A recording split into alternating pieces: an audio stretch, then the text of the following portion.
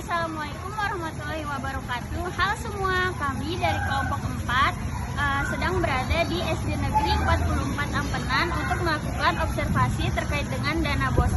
Untuk lebih lanjutnya, yuk ikut kami.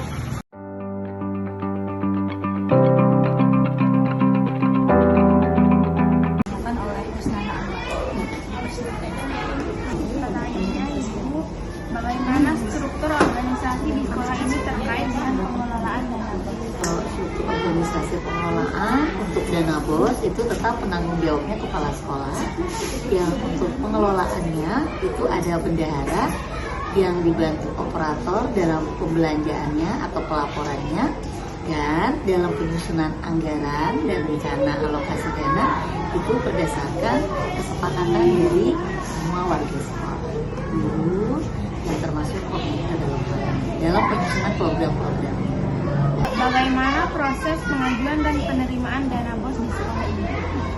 Kalau untuk pengajuannya, biasanya dana BOS itu dirancang idealnya di akhir tahun anggaran tentang apa yang dibutuhkan oleh sekolah dalam proses operasionalnya untuk setahun ke depan. Untuk perencanaannya di akhir tahun atau di awal tahun, maka di awal tahun yang bersangkutan rencana anggaran itu kita ajukan ke dinas setelah didapatkan oleh semua stakeholder dari sekolah.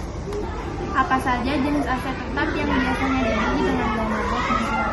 Kalau aset tetap itu biasanya seperti meja, bangku, kemudian barang-barang elektronik, ya. Jadi itu belanja modal biasanya. Pertanyaan selanjutnya mungkin akan disampaikan oleh Elita. Siapa saja yang bertanggung jawab atas pengakuan dan pencatatan aset tetap di sekolah ini? Tetap yang paling tinggi itu kepala sekolah, yang berikutnya bendahara, yang pasti semua bertanggung jawab atas aset yang sudah kita miliki, karena aset itu adalah aset bersama, tapi tetap penanggung jawab tertingginya adalah kepala sekolah. Mungkin pertanyaan selanjutnya akan ditanyakan oleh Mbak Cantika dipersilakan. Bagaimana proses pencatatan aset tetap yang bersumber dari dana BOS di sistem administrasi sekolah? Kalau pencatatannya biasanya pembelanjaan yang dari dana BOS, jadi di sana ada aplikasi ya atau link yang langsung apa yang dibelanjakan melalui dana BOS itu akan masuk ke pencatatan aset yang nanti di sana ada BMD namanya ya. Jadi dia ngeling langsung ke aset daerah. Jadi ada bagian aset. Jadi dia terkoneksi apa yang dibelanjakan yang sebelumnya ini. Mungkin saya nyambung ke Mbak yang ini tadi, langkah-langkah itu maksudnya langkah-langkah yang diakui, maksudnya langkah-langkah yang dilakukan untuk belanja aset yang sudah disepakati. Biasanya belanja aset itu terkhusus yang elektronik biasanya kita sesuaikan dengan kebutuhan. Pertanyaan selanjutnya akan ditanyakan oleh Mbak Amel. Seberapa sering laporan tersebut harus diserahkan dan kepada siapa diserahkannya? Laporannya sekali aja dibuatnya, tapi yang sering itu konsultasinya, gitu. Menentu dia. Ya tidak menentu.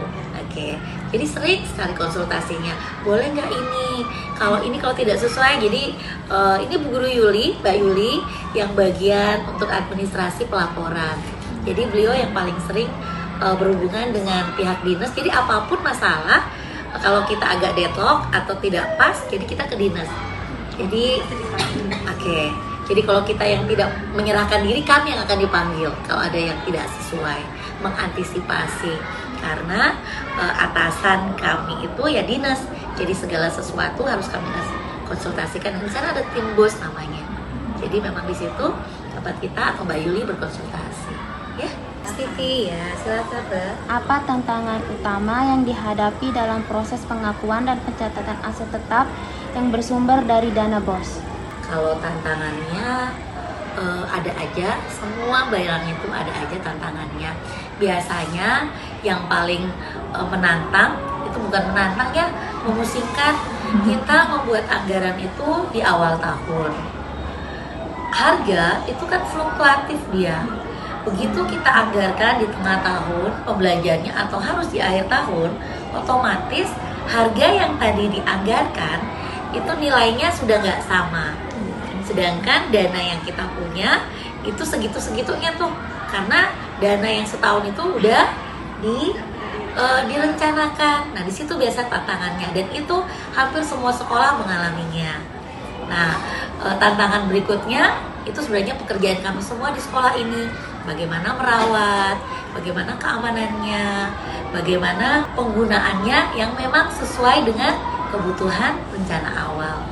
Apakah ada kebijakan atau regulasi khusus yang mengatur pengakuan dan pencatatan aset tetap yang dibeli dengan dana bos? Ya, jelas itu. Terutama untuk aset kita nggak bisa main-main. Semuanya harus jelas. Semuanya harus jelas. Aset aja. Regulasinya udah jelas dari pusat sampai daerah yang diteruskan ke sekolah-sekolah sebagai kelompok terkecil, sebagai tim paling ujung yang belanja aset-aset itu. Jelas nah regulasinya. Bagaimana sekolah memastikan keputusan terhadap kebijakan dan regulasi tersebut? Sekolah itu tidak bisa memastikan karena kami sebagai yang di bawah sifatnya hanya menjalankan apa yang diperintahkan. Kalau ada regulasi, kewajiban yang di bawah ini yang melaksanakan, dan itu sudah hampir bisa dipastikan regulasinya pasti bagus dan itu yang terbaik yang bisa dilaksanakan. Dan yang di bawah sekolah, kepala sekolah, bendahara, tim bos, tim aset yang tidak ada pilihan lain melaksanakan dengan sebaik-baiknya. Dan kalau ditemukan deadlock, masalah, kesulitan, yang pertama kami lakukan adalah berkonsultasi. Itu biasanya. Baik, untuk dua pertanyaan terakhir akan ditanya oleh Mbak Nana. Sekian observasi dari kelompok kami, kurang lebihnya kami mohon maaf. Wabillahi taufiq wal hidayah. Wassalamualaikum warahmatullahi wabarakatuh.